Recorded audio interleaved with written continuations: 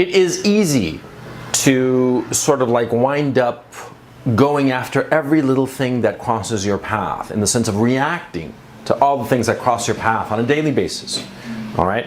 It's easy to lose yourself in too many fights, too many battles. All right? Too many things that are getting your attention and too many things that are provoking you, especially when you're young. You see, when you're young, anything that sort of like stimulates you, anything just passing by, any trivial, inconsequential thing that stimulates you, makes you angry perhaps, that elicits a reaction from you, you tend to go after it. You know, this guy says something stupid, you know, something insulting, and you're like, hey, what do you have to say about that? Why are you saying this shit? Right, you know, something else happens that you don't really like. Your girlfriend does something that you don't really like, and you're like, hey, why are you doing that? And you wind up exhausting yourself. You wind up going after so many different stimuli, reacting to so many stimuli, that you exhaust yourself. You dissipate your energy. All right? Now, the thing is, see, when you're young, you have a surfeit of energy. And so sometimes, you know, that's just a natural thing that can't be avoided. Okay? So what you have to do, especially when you're young, you have to start thinking to yourself, what are the things that matter to me and what is inconsequential? And this extra energy that I have, I don't direct it to any stimulus that elicits a reaction out of me, but rather I channel it into something that is worthwhile. I exhaust myself in some task or activity that is worthwhile. Okay? Now, what I've just said is really a little bit abstract, so let me personalize it, or not personalize it, let me ground it so that you understand what I'm talking about. You wake up in the morning, right? You wake up and you go out. And you go out and you're walking down the street to wherever, maybe you're walking to the bus stop to go to work or whatever, and you know, somebody bumps you on the shoulder, some passing guy, some asshole, you know. You turn around and say, hey, what's the matter with you? And you start arguing with the guy. And you know, nothing happens much, just an exchange of words, but you're tired. You know, it saps your emotional energy. Then you get on the bus and the bus driver doesn't stop at your stop, and you're like, hey, what's the matter with you? And you exhaust yourself further. And you start getting into little arguments, little tiffs, allowing your emotional energy to be sapped by trivia that is happening in your life. How many times has that happened to you? Perhaps you don't verbalize it. Perhaps, you know, the bus driver, asshole that he is, doesn't stop at your stop, but stops, you know, 200 yards further on down, and so you have to walk the 200 yards down, and you're walking those 200 yards down, and you're mumbling to yourself, that fucking asshole, you know, he did this to me, left me 200 yards, and I rang the button. Why? Why are you doing this? Why are you doing this to yourself? You see? Because when you engage with any stimulus that crosses your path, you are automatically investing emotional energy into that thing, whatever it may happen to be, okay? That emotional energy, well, it is finite, and you need to use that emotional energy for things that are truly important, okay? Truly important things like developing yourself, developing your career, your education, getting ahead in life, that is important, okay? You have to pick your fights. You have to pick your battles. You have to pick and choose what things you're going to invest emotional capital in. Okay? Emotional energy in. Now, one of the things that you should never invest emotional energy in is women. And I'll explain why. Because there is always a woman around. Always. All right? And you invest emotional energy and you know, you're up, you're down, this and that, and you become like an emotional yo-yo over this woman or a bunch of women. It doesn't matter. Okay? It doesn't matter how many women you have in your life. If you can have 0 or 1,000. Okay? But if you allow yourself to be emotionally invested in your relationships with women, you're going to go up and down and you're going to be exhausted. Don't do that. Pick your battles. Okay? Now, something happened on the YouTube. There's this YouTuber. I'm gonna do a quick video about it after I'm finished with this video. But there's this YouTuber, Crown T, fucking idiot, and he did like this whole video attacking the alt-right. Okay? He is investing a whole truckload of energy into that particular battle. And he hasn't stopped to think, why is he doing this? What advantage will he gain by supposedly winning in this battle? You see? Because that's the other thing about picking your battles. When you decide on a battle, you have to ask yourself, what am I going to get out of this if I win? What will I lose if this battle doesn't go my way? You see? For instance, for example, you're at your job and your boss suggests that you do something this way, okay? And you say, well, if I did it this way, you think to yourself, if I did it this way, it would be better. It would be better for me or better for the company or just better, okay? Now, you have to ask yourself, is it worth having the argument with your boss? See, if it's trivial, if the boss says, just put the paperclip on the right side instead of the left side, okay, fine, it's trivial, right? If it's major, if the boss is like, oh, we should pursue this business, and you're like, no, maybe this business would be better. Well, you see, you have to pick your battle because you have a finite number of fights in you. Just like a prize fighter. See, in boxing, most fighters know how many fights they've got in them. Okay? Major fights, that is. Because in boxing, you'll find out about this probably if you don't know about boxing, but in boxing, most of the fights are just, filler. But in a fighter's life and a boxer's life, he's going to have a few fights that are really going to demand his all of them. Because most of the time, a fighter is either fighting somebody whom he outclasses or who outclasses him, right? But there are some fights where he's going to be up against somebody of his equal level. It doesn't matter how high or low, but it's going to be his equal level. And that fight is really going to drain him, okay? And that is the fight that he's going to put his all. And whoever wins that fight, well, he's going to take a step up, okay? Those are the crucial fights. And a fighter has a finite number of fights in him. He's got, maybe 6 or 7 of those key fights in him where he has to lay it all out there. Just put it all out, okay? You have to be thinking the same thing. You have to be thinking that in any given situation, with any given set of people, you have a finite number of fights in you. When I was young, I used to fight over every little fucking thing. I was a fool because I was young, and I would fight over every little comma, every little trivial shit because I wanted it exactly my way, okay? Because I'm a control freak, okay? And control freaks tend to do that because they tend to lose sight of the big picture.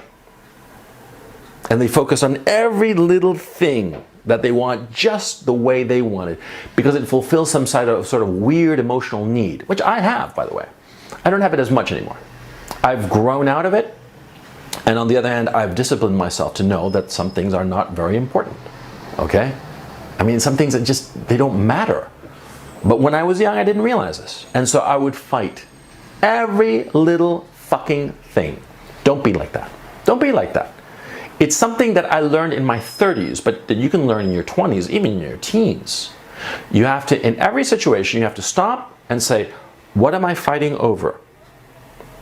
That's the first question. And then the second question is, if I win, will it be to my benefit? Or if I win this argument, will it be to my detriment?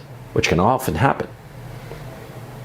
And you see, you always have to be making that calculation. Will it help me? Will it hurt me? If I win, am I really winning?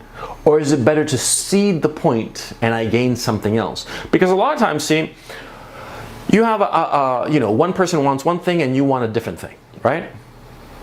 And see, sometimes what they want is very important to them, and for you it's trivial. And so if you just cede it to them, you actually win. You see? Think of it in those terms. Think that sometimes winning is actually losing, and sometimes ceding, forfeiting the fight is actually a win. Because in a human relationship, in a human dynamic, that is often the case. We are constantly negotiating with one another. All right? We are in constant negotiations, and we are negotiating both short-term and long-term. The nitty-gritty at this particular moment, and the thing that will come back to haunt us or help us a year down the line. You see? So what you always want to be thinking is that in any relationship, in any disagreement with any person, because at the end of the day, you are only going to have disagreements with other people, right? You're not going to have disagreements with like the chair or the door, right? You're going to have disagreements with other people. You're going to want one thing and they're going to want something else. Think what you are aiming for in your relationship. What do you want out of this relationship long term? And once you have figured that out, then you realize short term, I can afford to let this slide. Or perhaps this short-term issue will have long-term implications and you want to win this fight. That's perfectly fine. In fact, you have to do that, okay?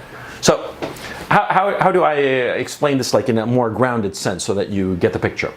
Like, again, the boss situation. You have the boss, and let's say that you have the boss's boss also is in the picture. He's floating out there. So your boss says, we should do A. And you say, no. If we do A, we're going to lose money as a company. We should do B. And you fight this because you're convinced that you're right. And you're thinking to yourself, if we do A, we're going to lose. And I want to make it clear to everybody that I was against A, I was in favor of B. Two possibilities. Either you are, your opinion is acknowledged but dismissed and they do A and they lose money. Or they do B and they win money. Okay.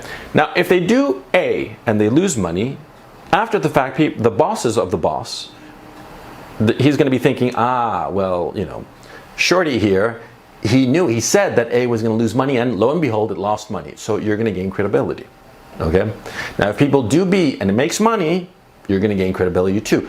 You're going to gain credibility at the expense of your relationship with your boss, because your boss who advocated A, which is a money loser, he's going to be pissed at you that A, number one, you went against him, number two, that you were right, and number three, potentially, that instead of doing A that the boss wanted, they do B because that's what you advocated and they listen to you rather than to him. See? So you're going to antagonize your relationship with your boss, but you are going to make your relationship with your boss's boss stronger. You see? And that's how you take over your boss's job. See? But see, suppose the same thing happens, but there's no boss's boss. He's unaware of this argument going on. It's just you and the boss, right? And the conversation is sealed. Perhaps some of your peers and even underlings see this argument going on. How is this helping you? Because at the end of this event, of this fight, you're not going to get anything out of it. See, because the boss's boss doesn't know about this going on. The only person in authority who knows about it is your boss, and he's going to be pissed off at you. What do you think is going to happen to you? You're going to be fucking fired. That's what's going to happen. Or if not fired, you're going to get tripped up. Your career is going to be hurt. You know, your boss is going to make sure that, you know, you never forget the fact that you went against the boss. See? And on top of that, if the boss's boss is not there, if it's just you and your boss is insistent on A, they're never going to implement B. So what exactly was the point of having this fight? They were never going to implement your position, and the only thing you achieved was antagonizing your boss. You didn't gain anything. You see? You see what I'm saying?